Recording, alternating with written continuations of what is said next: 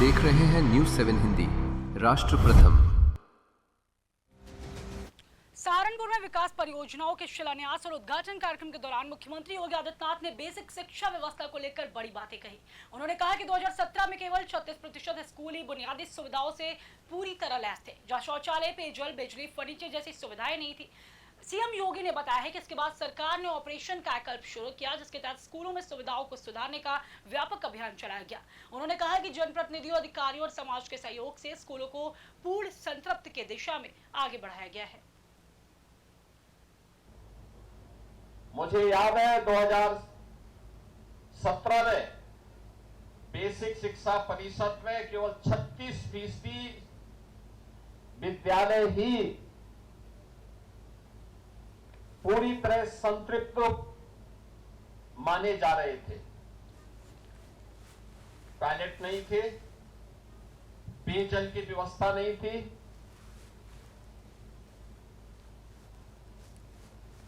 Furniture नहीं थे, library नहीं थी, मिड डे मील के लिए अलग से व्यवस्था नहीं थी,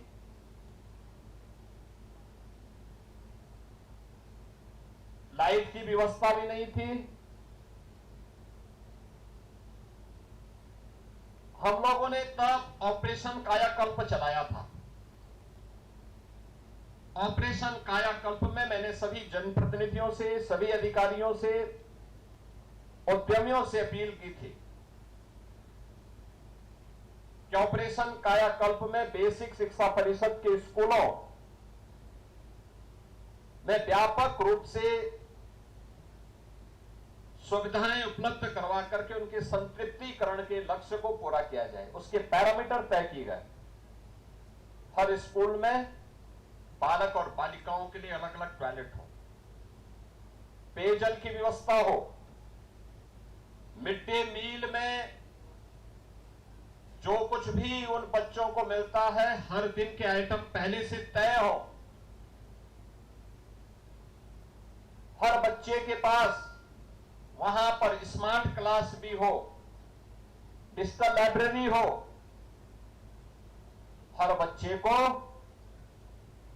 हम सरकार की ओर से यूनिफॉर्म दे सकें, बैग दे सकें, बुक्स दे सकें, सभी प्रकार की सुविधाओं से आच्छादित कर सकें,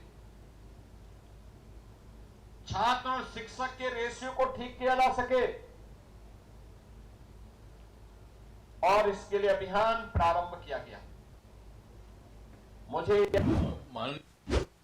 दिल्ली में केंद्रीय मंत्री रामदास अठावले ने अयोध्या राम मंदिर से जुड़े कथित दानचोरी मामले पर प्रतिक्रिया दी। उन्होंने कहा कि मुख्यमंत्री योगी आदित्यनाथ ने इस मामले की जांच के आदेश दे दिए और यह गंभीर भ्रष्टाचार का विषय है, जिसकी पूरी पारदर्शिता के साथ जांच होनी चाहिए। अठावले ने कहा है कि एसआईटी का गठन किया गया है, एफआईआर दर्ज हो चुकी, कुछ लोगों की गिरफ्तारी भी हुई है। उन्होंने ये भी बोला कि ट्रस्ट के जनरल सेक्रेटरी ने इस्तीफा दिया है।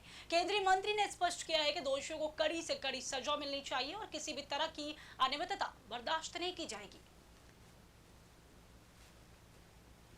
माननीय योगी आदित्यनाथ जी ने सख्त आदेश दिए हैं कि राम मंदिर के मतलब ट्रस्ट में या मतलब वहां काम करने लोगों ने वहां जो भ्रष्टाचार किया है, ये भ्रष्टाचार का मामला हम सभी लोगों के लिए बहुत बड़ा गंभीर है और ऐसा नहीं होना चाहिए था। लेकिन जो गलत कदम जिन लोगों ने उठाया है उनको कड़ी से कड़ी सजा करने के लिए योगी आदित्यनाथ जी और हम सब लोग तैयार हैं। जब ये मामला सामने आया तब एसआईटी का गठन किया गया है। अभी इनका पीरियड 15 दिन के लिए बढ़ाया है ताकि पूरी इंक्वायरी और भी ज्यादा हो। एफआईआर दाखिल हो चुका है। जो लोग संबंधित हैं ऐसे लोगों को अरेस्ट भी किया है। जो ट्रस्ट के जो चेयरमैन है, सेक्रेटरी, उन्होंने भी रिजाइन दे दिया है। मुझे लगता है कि इससे इनकी पारदर्शिता से इंक्वायरी होनी चाहिए और जो लोग दोषी हैं इनको कठोर सजा मिलनी चाहिए। यही हमारा सोच है, हमारी भूमिका है और जरूर ऐसे लोगों को कड़ी से कड़ी सजा मिलनी चाहिए। लखनऊ में समाजवादी विरोधी पार्टी के राष्ट्रीय अध्यक्ष अखिलेश यादव ने भारतीय जनता पार्टी पर तीखा हमला बोला है। उन्होंने कहा है कि उनकी पार्टी पीढ़ियों से जुड़ी पार्टी है, जिसमें माता प्रसाद पांडे, सनातन पांडे और बलराम यादव जैसे नेता शामिल रहे। अखिलेश यादव ने आरोप लगाया है कि जनता ने वोट के जरिए संविधान को बचा लिया है, जबकि भाजपा सांसदों को तोड़कर व्यवस्था बदलना चाहती। उन्होंने कहा कि मर्यादा का पहला नाम प्रभु श्री राम है और दूसरा नाम संविधान है, लेकिन भाजपा दोनों के साथ दगा कर रही। उनके इस बयान के बाद राजनीतिक हलकों में बयानबाजी तेज हो गई है।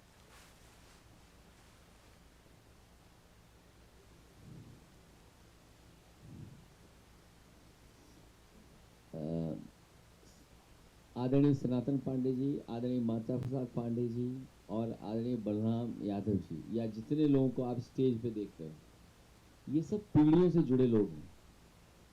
जो दल पीढ़ियों से जुड़ा होता है उसको आसान नहीं होता है, और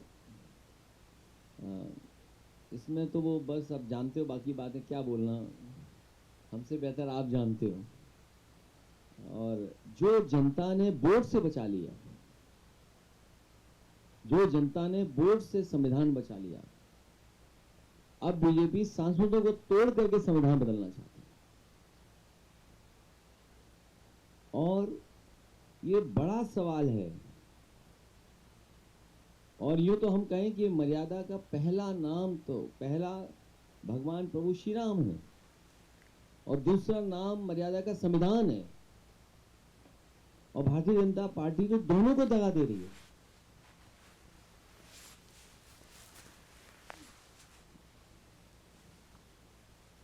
कहीं ऐसा ना हो कि हमने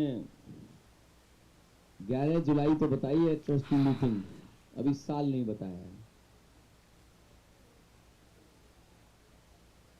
तो अब दिन कितने बचे हैं?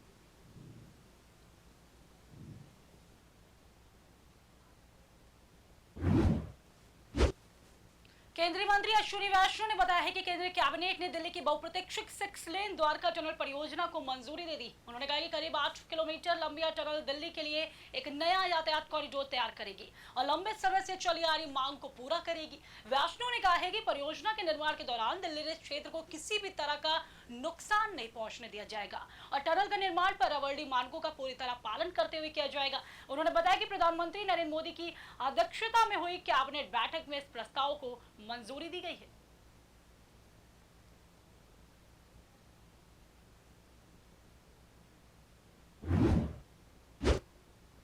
दिल्ली में केंद्रीय पेट्रोलियम व प्राकृतिक गैस मंत्री हरदीप सिंह पुरी ने पंजाब सरकार और मुख्यमंत्री भगवंत मान पर निशाना साधा है। उन्होंने कहा है कि 30 दिसंबर 2025 को पंजाब विधानसभा के विशेष सत्र में भगवंत मान ने वीबीजी रामजी योजना को दलित, मजदूर, किसान और महिला विरोधी बताते हुए इसे वापस लेने की मांग की थी, लेकिन बाद में पंजाब सरकार ने इसी योजना को लागू कर दिया।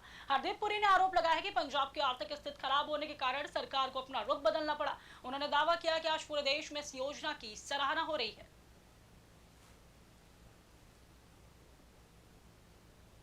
मैडम, आप इसको नया फैसला कह रही हो, मैं तो इसको डेमोक्रेटिक गवर्नेंस की सबसे बड़ी यू टर्न बताता हूं। देखिए, आपको याद होगा 30 दिसंबर 2025 को भगवंत मान जी की सरकार ने स्टेट असेंबली का एक स्पेशल सेशन बुलाया।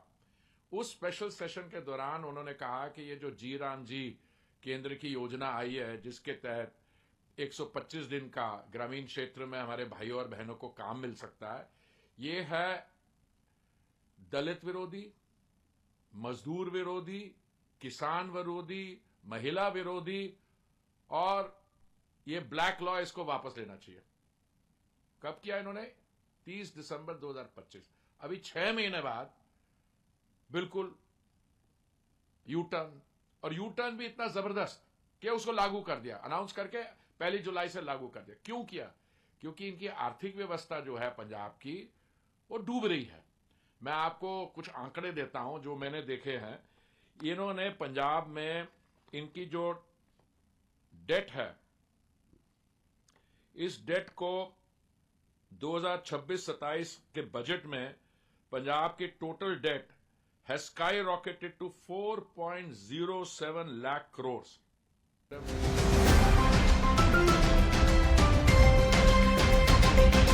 आप देख रहे हैं न्यूज़ 7 हिंदी, राष्ट्र प्रथम।